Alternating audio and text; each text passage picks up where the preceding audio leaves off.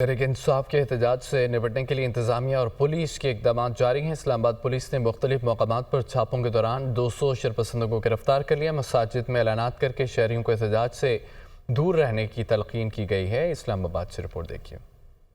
وفاقی دارالحکومت میں روپوش پی ٹی آئی کارکنوں کے خلاف ایکشن۔ اسلام آباد پولیس کے 27 مقامات پر چھاپے، 200 سے زائد کارکن گرفتار۔ رائے کے مطابق اسلام آباد پولیس کی 27 ٹیموں نے مختلف علاقوں میں سرچ آپریشن کیا۔ گرفتار شرپسندوں میں مرد اور خواتین بھی شامل۔ گرفتار افراد سے ہتھیار اور اسلحہ بھی برآمد ہوا۔ ترجمان اسلام آباد پولیس کا کہنا ہے کہ وفاقی دارالحکومت میں دفعہ 144 نافذ ہے۔ اسلام آباد ہائی کورٹ کے حکم پر شہر میں امن و امان کے قیام کو یقینی بنایا جائے گا۔ قانون کی خلاف ورزی کرنے والوں کے خلاف سختی سے نمٹا جائے گا۔ مختلف مساجد میں اعلانات بھی کیے گئے جس میں شہریوں کو گھروں تک محدود رہنے اور قانون پر عمل درآمد کرنے کی اپیل کی گئی۔